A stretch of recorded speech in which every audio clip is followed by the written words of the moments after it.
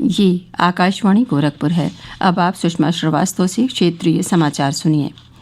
मुख्यमंत्री योगी आदित्यनाथ ने किसानों के हितों के लिए प्रतिबद्धता व्यक्त करते हुए कहा है कि सभी धान क्रय केंद्रों पर बिक्री की प्रभावी व्यवस्था सुनिश्चित की जाए ताकि समर्थन मूल्य का लाभ सभी किसानों को समय से मिल सके।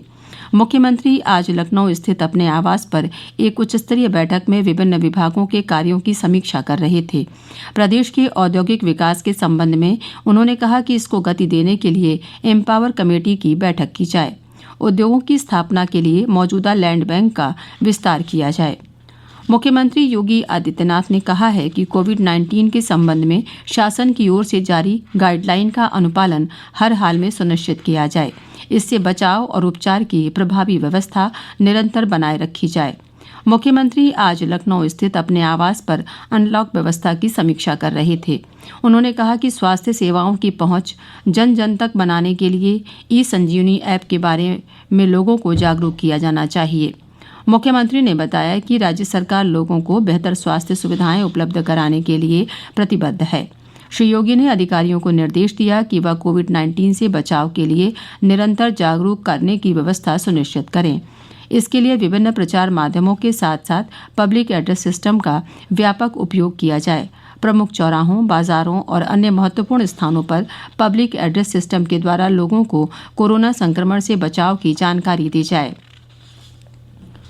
उप मुख्यमंत्री केशव प्रसाद मौर्य ने कहा है कि शीघ्र ही गंगा एक्सप्रेसवे के माध्यम से हम देश के सारे महानगरों से जुड़ जाएंगे। Greenfield international airport Kushinagar, Ayodhya international airport के अलावा अन्य एयरपोर्ट के जरिए हमारी पहुंच पूरी दुनिया तक होगी। उप मुख्यमंत्री आज गोरखपुर में पूर्वांचल के सतत विकास पर आयोजित राष्ट्रीय वेबिनार और संगोष्ठी को संबोधित कर रहे थे। उन्होंने कहा कि प्रदेश बेहतर बुनियादी सुविधाओं और निवेश फ्रेंडली नीतियों के कारण ईज ऑफ डूइंग बिजनेस में ऊंची छलांग लगाकर दूसरे स्थान तक पहुंच गया है। आज उत्तर प्रदेश निवेशकों का पसंदीदा स्थल बन गया है। प्रदेश के वन, पर्यावरण और जंतु उद्यान मंत्री दारा सिंह चौहान ने कहा है कि पूर्वी उत्तर प्रदेश में इको टूरिज्म के क्षेत्र में विकास और रोजगार की अपार संभावनाएं हैं। उन्होंने कहा कि इको टूरिज्म के लिए पूर्वांचल के गोरखपुर में रामगढ़ झील, संत कबीर नगर का बखिरा ताल, महराजगंज का सोगी बरवा अभ्यारण्य इको टूरिज्म की दृष्टि से महत्वपूर्ण है। श्री चौहान आज गोरखपुर में पूर्वांचल के सतत विकास पर आयोजित संगोष्ठी को संबोधित कर रहे थे। उन्होंने कहा कि प्रदेश सरकार ग्रामीण पर्यटन को बढ़ावा देने पर भी जोर दे रही है। प्रदेश में हो रहे पौधरोपण का उल्लेख करते हुए वन मंत्री ने कहा कि इस क्षेत्र में अगले वर्ष एक नया रिकॉर्ड बनाने की योजना है। देश में कोविड महामारी से स्वस्थ होने की दर बढ़कर 94.89% हो गई है।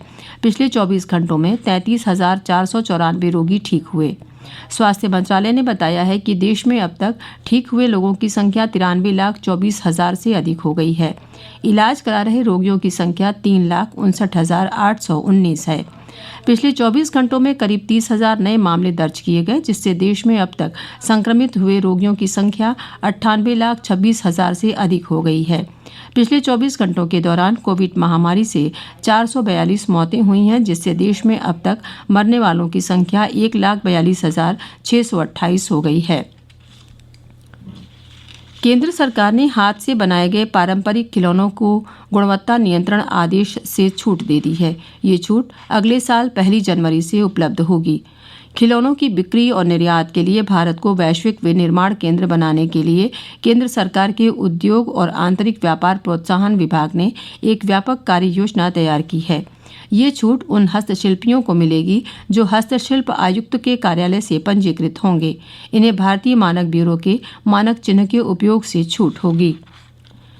पूर्वी उत्तर प्रदेश सहित प्रदेश के लगभग सभी हिस्सों में ठंड और शीतलहर का सिलसिला शुरू हो गया है। गोरखपुर, देवरिया, संत कबीर नगर, महराजगंज सहित लगभग सभी पूर्वी जिलों में घने कोहरे के चलते गलन भरी ठंड पड़ रही है। घने कोहरे के चलते कई जिलों में यातायात प्रभावित होने की भी खबर है।